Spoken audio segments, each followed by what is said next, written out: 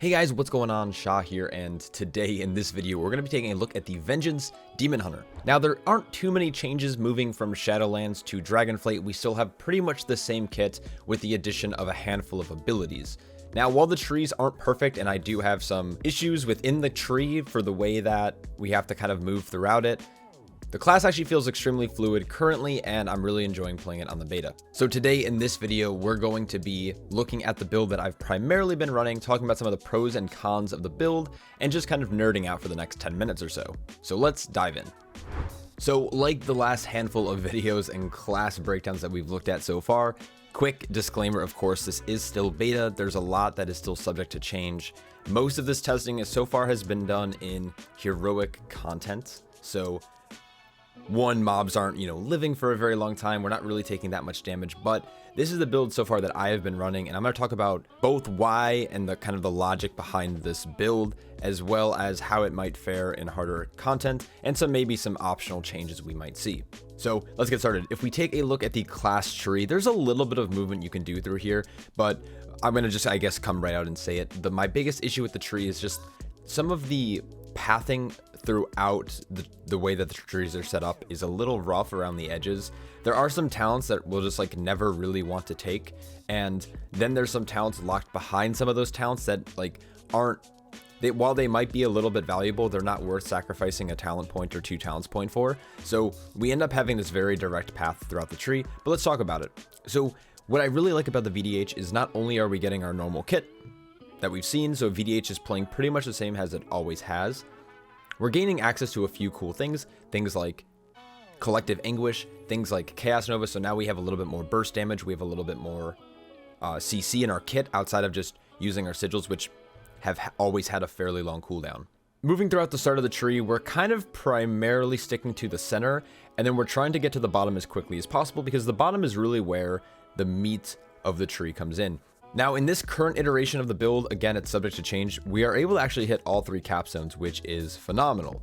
We're able to grab Quicken Sigils, which is obviously going to have some synergy with our Spectre in a few minutes when I go over that, but we also have access to the Hunt, which is a pretty major burst cooldown, which also offers a fair bit of sustain in single target with the debuff that it applies. And then again, we're also able to now hit Collective Anguish. Now there are some other cool things in the tree, like Darkness, for example, that you could take for rated utility, but again, in Mythic Plus content, this is a pretty rough cooldown to work around, especially because it's a 5-minute cooldown that you now need to talent into to make it shorter, down to that 3-minute cooldown. Cool options in raid to be able to, pick up Darkness, but for the most part, the tree is pretty linear when it comes through pathing. Now, one thing that's a little unique is that we're actually opting in to use Fellblade, and the reason for that is because there was a slight tax hike on things like Soul Cleave and Spirit Bomb, which in a Mythic Plus scenario, you're probably going to want to target. So with that being said, let's actually jump over to the Spectre and talk about the pathing through here. So like most trees, you're going to spend most of your time picking up some of these starter, talents, things like Frailty, things like Fiery Brand, things like Fracture. Now, they seem to have kind of 2 ideas here, like a Spirit Bomb Frailty focus, which is healing through your attacks. And then it seems like on the right side of the tree, they have kind of like this pseudo Sigil / Fiery Brand playstyle. And unfortunately in Mythic Plus, while I have played with the Fiery Brand stuff, it's just so underwhelming in a dungeon environment that it just doesn't really excite me at all. I can see this maybe being good for some raid fights, or if they buff some of these talents or shift the tree around a little bit. So for the most part, we're ignoring all of the right side of the tree. This makes me extremely sad because that means we're not really able to access Sigil of Chains easily without giving up some juicy stuff on the left side of the tree. As we move down, we are opting into Spirit Bomb. Now, Spirit Bomb was hiked up from the 30 Fury cost all the way up to 45. So an insane amount of Fury now it takes to actually cast Spirit Bomb, but luckily for us, Frailty is now a debuff that is applied by both Sigil of Flames and Soul Cleave on top of Spirit Bomb. So it's pretty easy to maintain some stacks. And when I say stacks, it's because we actually have a capstone talent called the Weak Willed, which means that you can apply multiple stacks of Frailty, causing you to do increased damage and healing while you hit things. So kind of a cool playstyle down here, which is just really built around, soul cleaving or spirit bombing as often as possible. Now, because Spirit Bomb and Cleave both have a increased cost, that is why we are actually running Fellblade. So if you find yourself capped on frags or wanting to Spirit Bomb in a larger AoE pool, but you don't have enough Fury for it, it's a pretty easy choice to just instantly just like pop your pop your Fellblade, which allows you to obviously then go into a Spirit Bomb or into a Fell Devastation if you'd like. In the center of the tree, we are skipping around some of the... we are trying to skip around Ruinous Bulwark because honestly, it doesn't seem like it's going to be that great of a play. And now I know some of you critics out there are going to say, well, you should be playing Last Resort. You know, in easier content, it's pretty easy to get around not playing Last Resort because we're not really in any fear of dying. Now, of course, when Mythic Plus testing is available, we will eventually play Last Resort. It's pretty easy to pick up. So you can pretty easily pick this up by dropping something like Extended Spikes to pick up Last Resort, which is probably pretty easy to do. You can also drop, you know, Volatile Flameblood if you'd like. Now, I do like the Fury generation on Volatile Flameblood, especially in larger pools, because it's pretty easy to, you know, make sure you get a crit if it's hitting multiple targets. So there's a little bit of options through here to pick up some of these later capstone talents, but most likely we're going to be building into something that looks like this. Now, it pretty much plays the same as it does on, you know, in live, or how it always has been, outside of the addition of maybe something like Fellblade and a little bit more CC through things like Chaos Nova. So let's quickly take a look at a Brackenhide Hollow run that I did and just kind of break down exactly what's going on in some of these pulls. All right, so here we are on the beach of Brackenhide Hollow. This is a pull I've been showing off on a lot of the tanks. This is just a very fun dungeon and a pretty good dungeon to test. There's a lot of mobs you can hit. There's a handful of casters, there's a handful of, you know, larger tank buster physical hits. Just a good dungeon to kind of test things in. So, you know, we're going in, we're getting our Fell Dev off right away. You can see that I'm kind of Fury capped. I'm not playing perfectly with, you know, managing my resource here, but it's pretty easy to dump because of the increased cost. So it's not like Fury generation is a problem. It's just sometimes you'll be at like, you know, 30 Fury and it's like, oh, I have enough frags to Spirit Bomb. So that's where Fellblade really comes in handy. You don't cast it all that often, at least in my experience. And once we have higher secondary stats, more than likely we'll be able to drop Fellblade for the extra crit damage or crit chance on the Immo Aura that node competes with. But for now, I found that running Fellblade is a nice little way to generate a couple extra resource when needed or like on demand. So it's pretty much playing the exact same. Nothing feels too crazy. You're, you know, applying Demon Spikes if you need to. You're, you know, using Fracture to generate Fury and frags. You're using Fellblade to generate Fury, and then you're just dumping between these like little burst windows where it's like where you'll go, you know, Elysian Decree into a Spirit Bomb into a Fell Devastation, and then it pretty much goes from there. Now, something that I'm getting used to is having the Hunt again.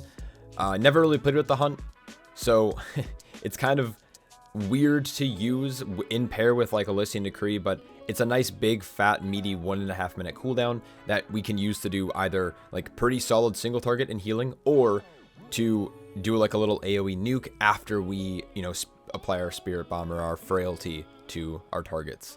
So pretty fun tank so far. Nothing too exciting though about the kit. It pretty much plays the exact same out of all the tanks. It's just like one of those tanks that kind of falls into that category of like not much is changing into the new expansion. If you enjoy the class, it'll be fun. Of course, we need to talk about some of the pros and cons of the build. So pros, it's playing exactly the same as it has been, which is, this is pretty enjoyable for most fans of the VDH. It has a fun, kind of consistent, chaotic playstyle that's fairly enjoyable. It has a very simple rotation between, you know, building frags and dumping frags. So you have a Fracture, you know, builder, as well as Immo Aura. These two buttons you kind of, you know, hit on cooldown when possible. And then, of course, you dump with things like Fell Devastation, Spirit Bomb, and Cleave. And then you have, like, nice little burst windows with, like, Elysian Decree, the Hunt, Fell Devastation, and now on top of that, you're getting a little bit more in your kit. You still have your sigils and access to them. You still have access to Imprison, and you still have access, or now you have access to Chaos Nova, which is an awesome group utility. Unfortunately, in the latest build, actually the build that we're currently talking about, we did lose Blur as a defensive cooldown, which admittedly was going to be broken in Mythic Plus content, but seeing it go makes us a little bit, you know, weaker or without as many defensive options. But again, meta is a pretty powerful thing to have. Yeah, pros, it feels great. It feels fun. Now, the cons with this build and or the class in general is that the tree feels extremely stale. I'm not sure if any VDHs share a similar sentiment. Now, I'm not a VDH main, but I was kind of hoping to have access to more utility and optional parts of the kit or improved kit within the tree, and unfortunately, we just don't really see that. Like, for example, like Lost in Darkness in the class tree, probably never going to take it. And then also our sigils now being placed directly at our location.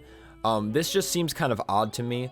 And it's not really going to anything interesting. Like Will of the Illidari, increased max health doesn't seem like that. 2% max health doesn't seem that beneficial. Now, maybe if this was a little bit higher, it might be a little bit more enticing. But for the most part, we just kind of want to try to rush to the bottom of the tree to grab some of the better things. And most of the stuff right in the middle of the class tree is just stuff that we've already had in our kit. We've already had in prison. We've obviously already had consume magic. And there's just like, it just seems kind of boring, you know? Mastery's never been that important, so it doesn't really make sense to go to the left side to increase our movement speed or our mastery down with like internal struggle, for example.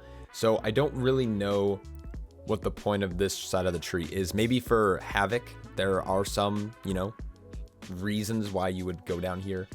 Darkness is more of a raid talent, so you wouldn't really take it. The only optional thing you would really see in this tree is maybe the difference between Demon Muzzle and Aldraki design for the different damage profiles in some dungeons. But outside of this choice right here, I don't think it's worth really changing much up in this tree.